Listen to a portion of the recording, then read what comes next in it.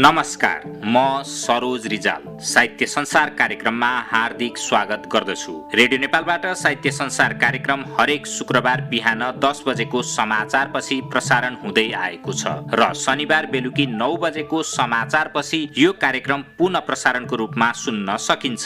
Radio नेपालका medium web तथा FM band 98, 100 र 103 मेगाहर्जमा यो कार्यक्रम सुन्न सकिन्छ।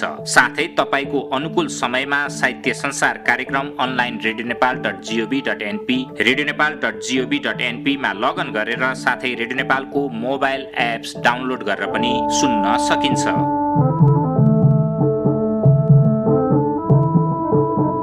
आजको कार्यक्रम हामीले दशैं विशेष कार्यक्रम बनाएका छौं। आज तपाईले पठाउनु भएका कविता गजललाई प्राथमिकता दिएर कार्यक्रममा समावेश गरेका छौं। सर्वप्रथम बडा दशैंको उपलक्ष्यमा तपाई सम्पूर्ण श्रोताहरूलाई शक्ति स्वरूपा देवी दुर्गा शक्तिले सुख, शान्ति, समृद्धि तथा उत्तरोत्तर प्रगति प्राप्त होस् भनी हार्दिक मंगलमय शुभकामना व्यक्त गर्दछौं। आज तपाईको रचना तपाईकै आवाजमा सुनाउने कोशिश गर्नेछौं। सर्वप्रथम कवि गजलकार विष्णु प्रसाद आचार्यले एउटा कविता र एउटा गजल रेकर्ड गराएर पठाउनु भएको छ।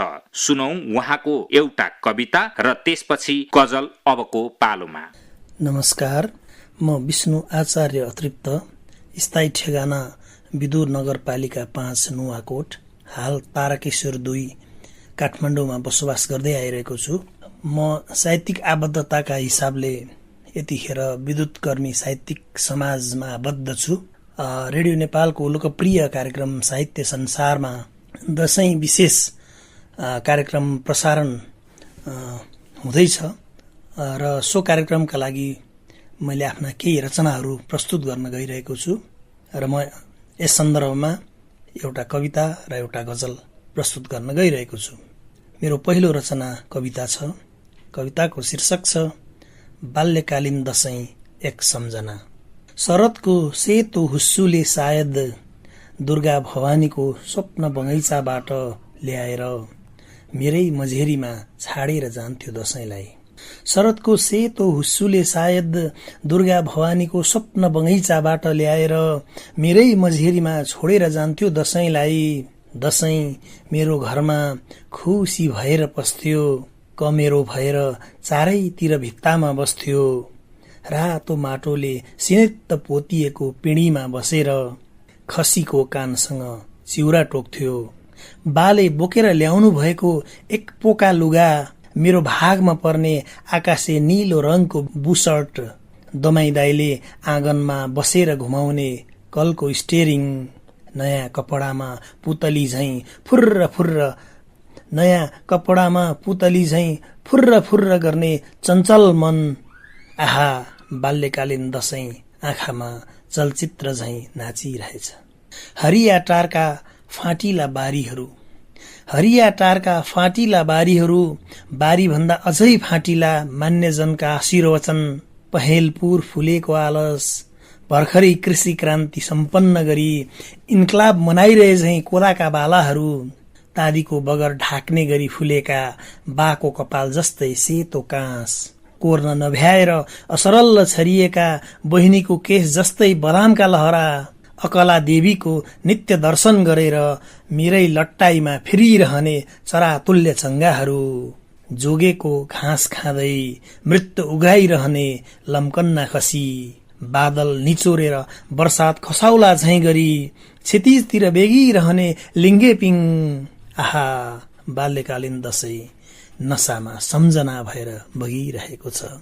पिपलको छाहारी मुनि खेलिने जुटपत्ती, लङ्गुर बुर्जाको कर्ल्याङ कर्ल्याङ आवाज, आयु द्रोण सुतेको मन्त्रोच्चारण, राता अक्षता र पहेँलो जमराको षोडशी सिंगार। लर्कन लागेर मामा घर जाने हतारो, न घाँस दाउरा गर्नुपर्ने न त बाख्रा हेर्नुपर्ने। कर्मचारीहरूको शनिबार जस्तो मनमौजी, कति निष्फिक्री थियो दशैं। आहा आहा बाल्यकालीन दशैं मुटुमा धड्कन भएर उफ्रिरहेको छ। बाल्यकालीन दशैं मुटुमा धड्कन भएर उफ्रिरहेको छ। र यसपछि म अर्को एउटा गजल, दशैं विशेष गजल वाचन गर्दैछु। दशैं विशेष गजल।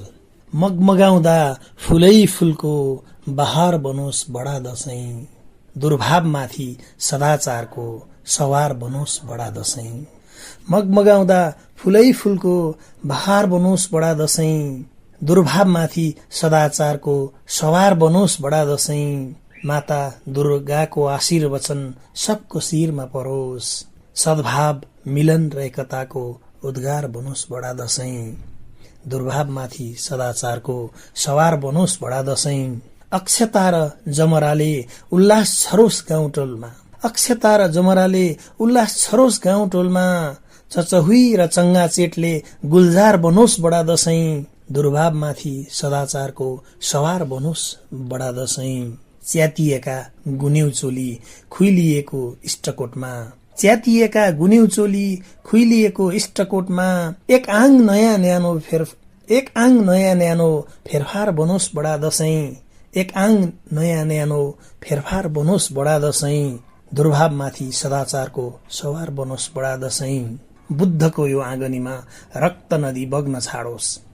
बुद्धको यो आँगनीमा रक्त नदी बग्न छाडोस्। हिंसा रहित सादा शान्त प्रचार बनोस् बडा दशैं।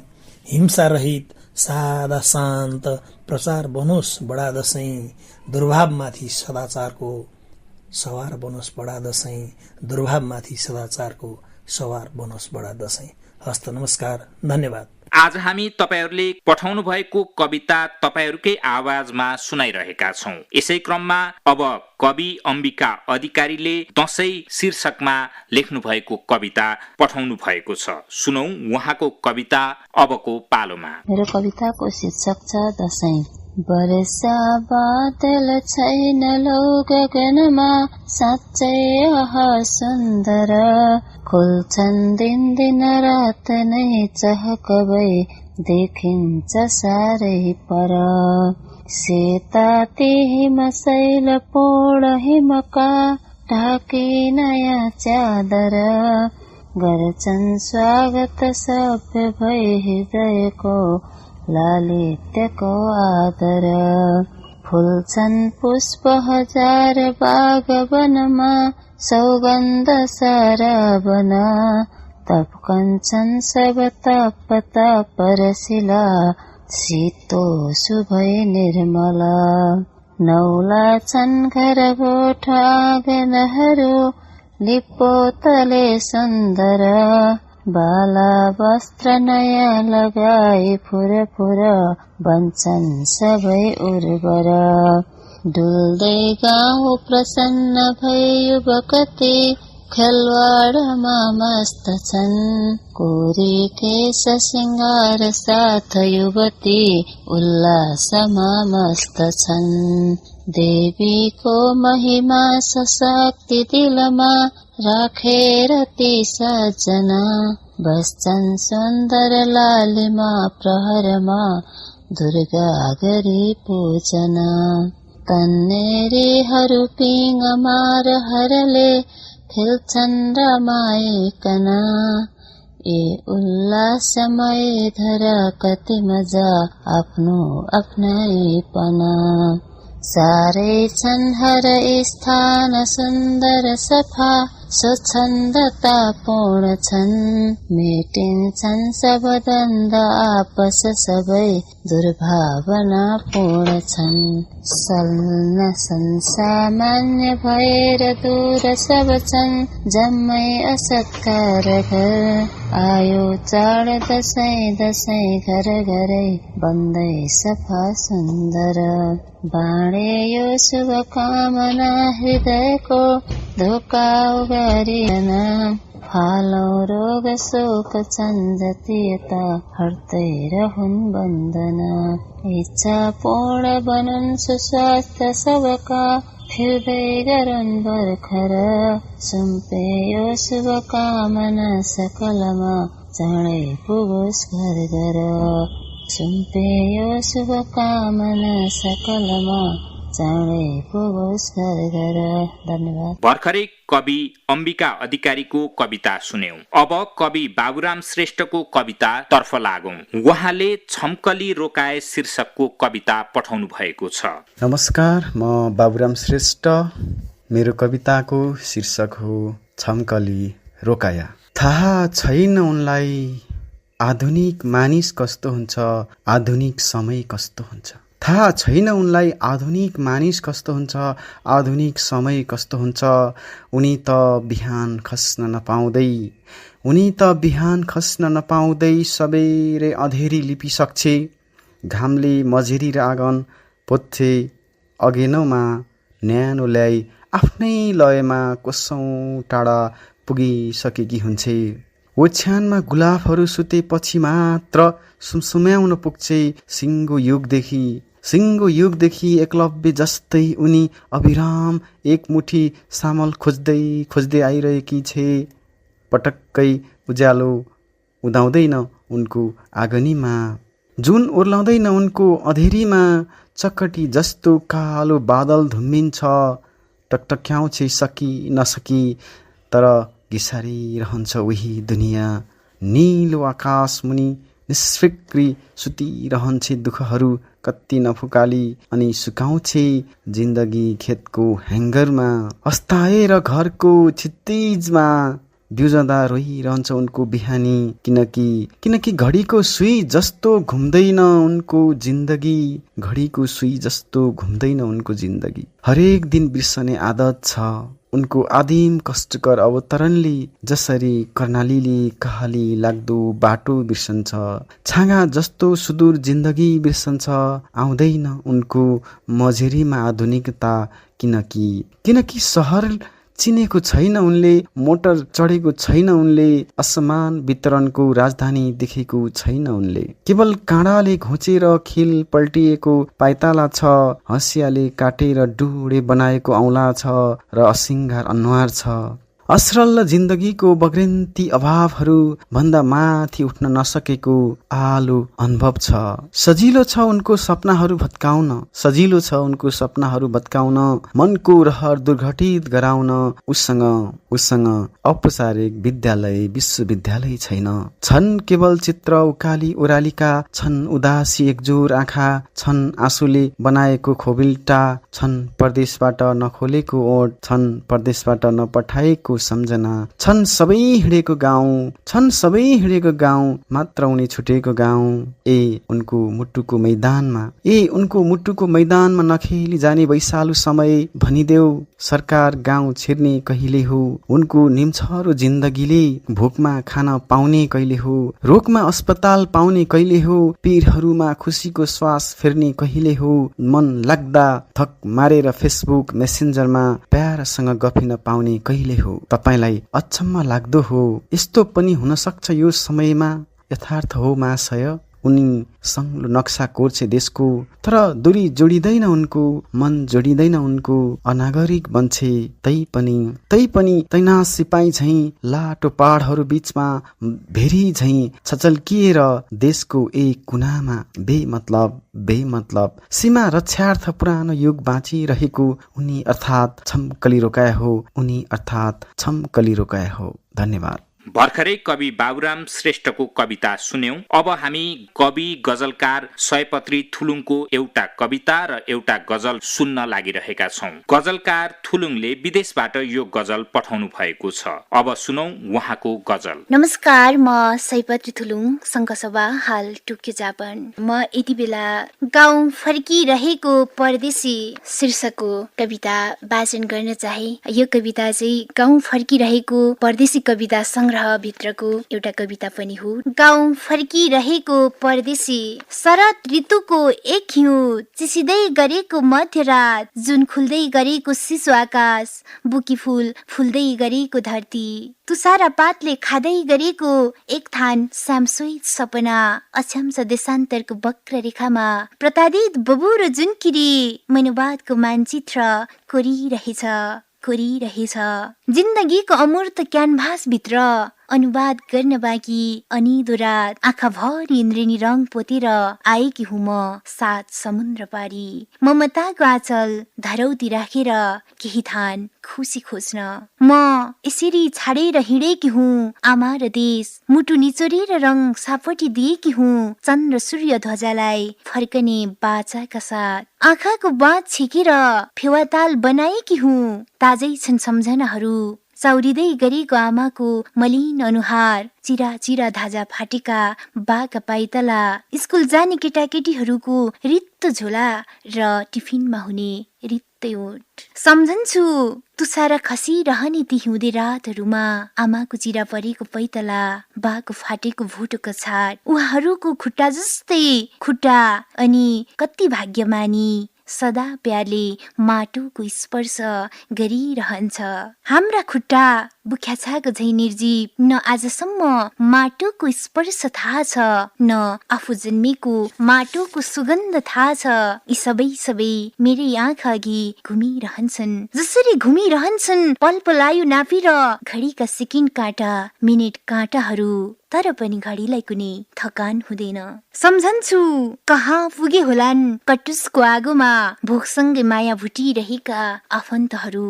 हरेक साँझ जुन ताराले चिहाउने ती छाप्राहरूमा झर्छ झर्दैन हिजो आज चिसा जुन ताराहरू शीत बनेर तुसारालाई अङ्कमाल गर्दै किटालिए सान्त्वनाको बदियाले फाटेका पुतली पाखाहरू, डाँडा भाटा भेल्सीहरू सबै एकदमा सम्झन्छु र आफूलाई चाहिँ बिर्सन्छु। जरुर केही थान पसिना बेचेर, केही सपना धितो राखेर, केही यादहरूमा बाँचेर फर्किनु छ आफ्नै आमाको काग, आफ्नै प्रिय मातृभूमि देश। र भन्नु छ चिच्याउँदै संसारले सुन्ने गरी जननी जन्मभूमिश्च स्वर्गदपि गरिएसी। त्यसै गरी मुस्कान सजाउनु छ कलिला ओठहरूमा अनि फर्कनु छ सदा सदाको लागि साँझ महुरी घरमा फर्के जस्तै गरी। आमा आफन्त र देश सम्झेर शरद ऋतुको एक हिउँद पारिलो घामको किरण छर्दै गाउँ फर्किरहेको परदेशी सायद म नै हुनेछु। एउटा गजल वाचन गर्न चाहे। मेरो गजलको शेरहरू यसरी अघि बढ्छ। यति सुन्दर संसारमा पनि किन रुन्छ मान्छे, अरूको उत्सव देखेर दुखी किन हुन्छ मान्छे। यति सुन्दर संसारमा पनि किन रुन्छ मान्छे। मलाई अनेक प्रश्नहरूको बादलले लखेड्छ, मलाई अनेक प्रश्नहरूको बादलले लखेड्छ। आवेगमा घमण्डको जालो किन बुन्छ मान्छे, अरूको उत्सव देखेर दुखी किन हुन्छ मान्छे। कहाँ विलय भो आफ्नै हृदयको मिठो धुन, कहाँ विलय भो आफ्नै हृदयको मिठो धुन। बैरागी र विरहको धुन किन सुन्छ मान्छे, अरूको उत्सव देखेर दुखी किन हुन्छ मान्छे। सम्झ त प्रिय जिन्दगी माटोमै बिल्ने न हो, सम्झ त प्रिय जिन्दगी माटोमै बिल्ने न हो। बाँचुन्जेल लोभको माला किन हुन्छ मान्छे, यति सुन्दर संसारमा पनि किन रुन्छ मान्छे। अरूको उत्सव देखेर दुखी किन हुन्छ मान्छे। भर्खरै कवि गजलकार सयपत्री थुलुङको एउटा कविता र एउटा गजल सुन्नुभयो। अब हामी कवि राजेशमान केसीको दशैं शीर्षकको कविता सुन्न गइरहेका छौं। अबको पालो राजेशमान केसीको दशैं शीर्षकको कविता। नमस्कार, मेरो नाम राजेशमान केसी हो र मेरो घर गट्ठाघर 2 भक्तपुर, वडा नम्बर 2 भक्तपुर हो र मेरो कविताको शीर्षक छ दशैं। दशैं हामी नेपालीको ठुलो चाड पर्व, नेपालीले मनाउँछन् मानी निकै गर्व। दशैं हामी नेपालीको ठुलो चाड पर्व, नेपालीले मनाउँछन् मानी निकै गर्व। विदेशीका नेपाली नै आफ्नै घर आउँछन्, परिवारसँगै बसी दशैं मनाउँछन्। विदेशीका नेपाली नै आफ्नै घर आउँछन्, परिवारसँगै बसी दशैं मनाउँछन्। अड्डा अदालत स्कुल सबै बन्द हुन्छन्, सडक पेटी यातायात शून्य प्राय बन्छन्। अड्डा अदालत कलेज सबै बन्द हुन्छन्, सडक पेटी यातायात शून्य प्राय बन्छन्। दशैंको पहिलो दिन हो घटस्थापना, सबैजना व्यस्त हुन्छन् जमरा रोप्न। दशैंको पहिलो दिन हो घटस्थापना, सबैजना व्यस्त हुन्छन् जमरा रोपन। सप्तमीमा गोर्खाबाट फूलपाती ल्याउँछन्, सोही दिन सेनाले नि सैनिक दिवस मान्छन्। सप्तमीमा गोर्खाबाट फूलपाती ल्याउँछन्, सोही दिन सेनाले नि सैनिक दिवस मान्छन्। जीव जन्तुको वध गरिन्छ अष्टमीको दिन, दुर्गा भवानीको नाममा बलि चढाउन। जीव जन्तुको वध गरिन्छ अष्टमीको दिन, दुर्गा भवानीको नाममा बलि चढाउन। तलेजुको मन्दिर खुल्छ नवमीको दिन, भक्तजन लाइन लागि पुग्छन् दर्शन गर्न। तलेजुको मन्दिर खुल्छ नवमीको दिन, भक्तजन लाइन लागि पुग्छन् दर्शन गर्न। दशैंको शुभ दिन हो विजया दशमी। दशैंको शुभ दिन हो विजया दशमी, मान्यजनको हातबाट टीका लगाउने। मान्यजनको हातबाट टीका लगाउने। असतमाथि सतको जित हो विजया दशमी। असतमाथि सतको जित हो विजया दशमी, निधारमा शुभ सायतले टीका लगाउने। निधारमा शुभ सायतले टीका लगाउने। नारी शक्ति स्वरूपा हुन् दुर्गा भवानी। नारी शक्ति स्वरूपा हुन् दुर्गा भवानी, श्रद्धापूर्वक पूजा उनको गर्दछौँ हामी। श्रद्धापूर्वक पूजा उनको गर्दछौँ हामी। दशैंमा परिवार एकै ठाउँमा भेला हुन्छन्, हाँसी खुसी बसीसँगै रमाइलो गर्छन्। दशैंमा परिवारसँगै एकै ठाउँमा दशैंमा परिवार एकै ठाउँमा भेला हुन्छन्, हाँसी खुसी बसीसँगै रमाइलो गर्छन्। दशैंमा बालबालिका चङ्गा उडाउँछन्, युवा युवती अक्सर पिङमै रमाउँछन्। दशैंमा बालबालिका चङ्गा उडाउँछन्, युवा युवती अक्सर पिङमै रमाउँछन्। दशैं पर्व खुसीपूर्वक मनाउनु पर्छ, नशा कुलतबाट भने टाढै रहनुपर्छ। दशैं पर्व खुसीपूर्वक मनाउनु पर्छ, नशा कुलतबाट भने टाढै रहनुपर्छ। दशैं हामीले श्रद्धापूर्वक मनाउनु पर्छ, तर आफ्नो गच्छी हेरी खर्च गर्नुपर्छ। दशैं हामीले श्रद्धापूर्वक मनाउनु पर्छ, तर आफ्नो गच्छी हेरी खर्च गर्नुपर्छ। दशैं पर्व कोजाग्रत पूर्णिसम्म चल्छ, नवदुर्गा दर्शनपछि यसको अन्त्य हुन्छ। दशैं पर्व कोजाग्रत पूर्णिसम्म चल्छ, नवदुर्गा दर्शनपछि यसको अन्त्य हुन्छ। धन्यवाद। भर्खरै कवि राजेशमान केसीको कविता सुन्नुभयो। आज हामीले कवि विष्णु प्रसाद आचार्य, कवि अम्बिका अधिकारी, कवि बाबुराम श्रेष्ठ, गजलकार सयपत्री थुलुङ र कवि राजेशमान केसीका रचना समावेश गरेर तपाईहरुलाई सुनाउने कोसिस गर्यौं।